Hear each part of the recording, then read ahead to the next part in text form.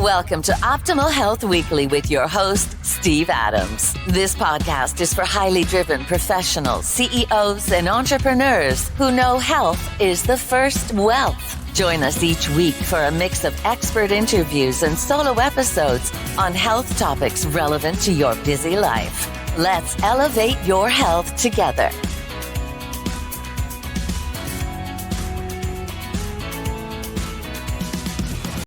Hi, this is Steve Adams from the Tiger Medical Institute Optimal Health Podcast. And I'm excited to talk today about a subject that has been near and dear to my heart the last 7 years.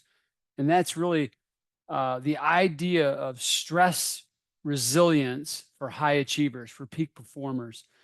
Okay, you have a huge vision. You're excited about something that you want to do with your life. And it's going to take time and it's going to take years. I'm 60 years old now. I'm in my third act as an adult, corporate banker, then a franchise owner, and then now in the medical space. So it's my third invention of myself, reinvention, if you will. And I will tell you, it always takes longer than you think. And so you've got to be able to play the long game. I'm going to paraphrase a quote or a concept that Jeff Bezos shared. He talked about people trying to attempt big things with a very short window of time, like 3 years. And he said it causes them to make decisions that are very short term in nature and less than optimal. But he goes, if you can stretch out your vision, your time frame to 7 to 10 years, you can attempt completely different things. You can make different decisions. And that's really what I would encourage you to do. I don't think I've ever accomplished anything big in a 3-year window. It's always taken 6 to 10 years to really do something special. So that means you got to play the long game. Okay. And if you're going to do that, you're going to need clarity around a vision. And most of all, you're going to need a lot of energy. Okay. And to sustain that energy, through all of the cycles of success and adversity that you're going to go through, you've got to max out your resilience, your ability to mount a response to overcome issues. Okay. And so how does one do this? How does one optimize for stress resiliency? Well, there's 3 pillars I want to talk about. I'll go into each of them more in detail. And by the way, these are all in my book on Amazon, Unleash the Peak Performer Within You. So number 1 is you got to optimize your mindset. Number 2, optimize your physiology. And 3, you got to optimize your routine. Now, let me kind of break each one of these down in order. When you optimize your mindset, it's not just about having a positive attitude, okay? It really involves having some fundamentals that are settled. The first one is you must possess an internal locus of control. And what I mean by that is that you absolutely must own your results. If you're a person who just moves on and doesn't reflect and doesn't try to learn the lessons and think about how you could have done better, you're not going to optimize how you think. All right. You've got to own your results. Okay. A year ago, my business wasn't where I wanted it, my medical company. And I had to look myself in the mirror and go, I'm the problem. There's some difficult decisions I'm not making that if I'll make them, it'll change the game. And I did. And it did. And now the company is successful and profitable. But it required me first owning those results.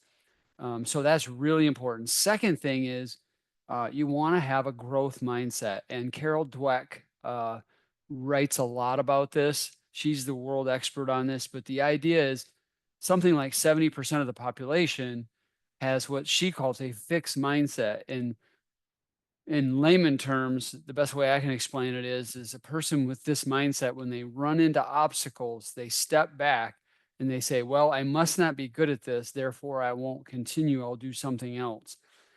Whereas somebody with a growth mindset will hit obstacles and go, I can learn, I can adapt, I can learn anything I need to learn to overcome this obstacle. and they tend to possess the next thing that you want to have, and that's grit. They tend to have more grit, meaning they persevere. They have passion and they have perseverance and they have resilience. And all of this kind of synergizes into a term called grit that Angela Duckworth is the preeminent author on that subject. Okay. So you want to own your results. You want to think with a growth mindset. You want to develop your grit skills and push through. You want also what you want to do is you want to set big goals. Okay. When you set big goals, the research suggests that you have 11 to 25% more motivation than someone who doesn't have big goals. Okay. And what you want to do is you want to stack intrinsic motivators. Okay. Uh, so that you get more than a 25% motivation boost. You want to do things that interest you. That will stack your intrinsic motivation. You want to do things that are meaningful to you, that feed your purpose. That'll improve your intrinsic or internal motivation. And then third, obviously, the idea of big goals. Okay. And lastly, it's really important, and this is developed over time. You don't just manifest this or say it and speak it into existence. Um, Over time, you need to develop a high belief in your ability to capitalize on the gifts and strengths that you have and realize the goals that you're setting. And that starts with setting goals when you're young and achieving them, and you stack that over time. And then you get to the point where you know that if I set a course in front of me and it lines up with my core values and my purpose, I'm going to get it done. Okay. And I have that absolute belief whatever I set myself to, I'm gonna accomplish it and accomplish it. And the reason I can say that though is because I'm very discriminating about what I choose to do. Okay. That's the great thing about wisdom and age. Okay. So those are the things that will optimize your mindset. Now let's talk about optimizing your routine. Okay. What you want to do is you want to engineer your lifestyle and your schedule, your routine, your habits around a high flow lifestyle. Flow is that ideal state where you work your best and feel your best, where you're 500% more productive than the average person, or when you're not in flow, you learn something like 400% faster and you have like 400, 500% more creativity toward a problem. All of that in a flow state. Now, I like to demystify this. I don't think it's a mystical state. I believe it is the result of you doing all the things right in your day-to-day routine, where you can get yourself into an extreme state of focus and you can hold that focus for an hour to an hour and a half. Okay. And so, um, that's doable. That makes sense to rational, logical people. Okay. It can't be something that is mystical that you kind of catch lightning in a bottle. That won't work. All right. Now, sometimes it can be that, but uh, you have to engineer your life to remove the things that work against a flow state, like interruptions, task switching, trying to do multitasking. That's absolutely doesn't work. Not having a plan for the day, not having a goal stack from your big goal down to 5 years to 1 year to quarterly to weekly to daily. Uh, if you can come to your desk and you know exactly what you're going to do at 8 o'clock in the morning, Tuesday, for an hour and a half block, and you've got all the prep stuff right there, you can go right into flow. Okay. Now, there's a third element of building a high flow lifestyle, of building resiliency, okay, to pursue a vision over the long run. And that is, you have to optimize your physiology. I learned this the hard way. I'm a disciplined guy. I have great mindset. I had a great engineered routine, but for many, many years, I did not pay attention to my body.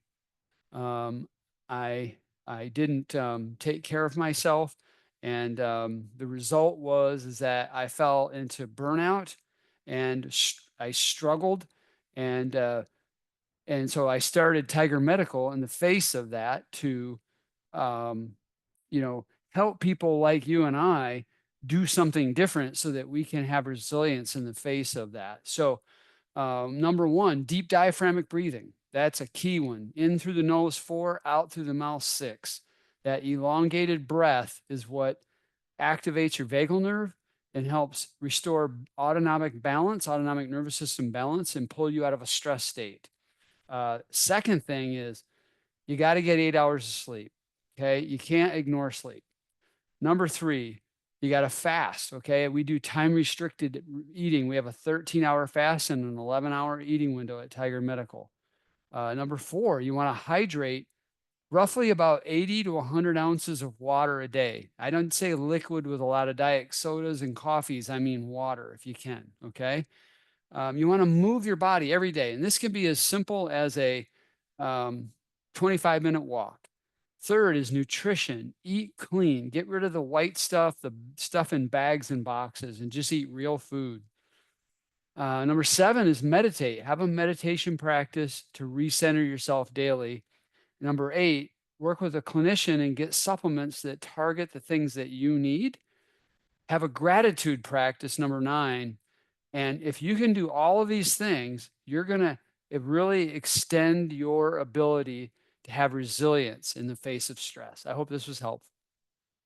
Steve Adams here from Tiger Medical Institute, talking about the True Health Assessment. What if you could safeguard not just your health, but the well-being of your entire family? With the True Health Assessment from Tiger Medical, you can. Our comprehensive blood screening identifies hidden risks before they become major issues. Our elite team of Mayo Clinic-trained and naturopathic physicians then create a customized plan to optimize your health for years to come. When you prioritize your wellness, you ensure you can be fully present for the people you love most. Don't let preventable issues cut that time short. For less than the cost of a daily latte, you can gain peace of mind and a clear path to sustained vitality. Protect your future and your family's future with True Health Assessment from Tiger Medical at thetruehealthassessment.com. Again, that's at thetruehealthassessment.com.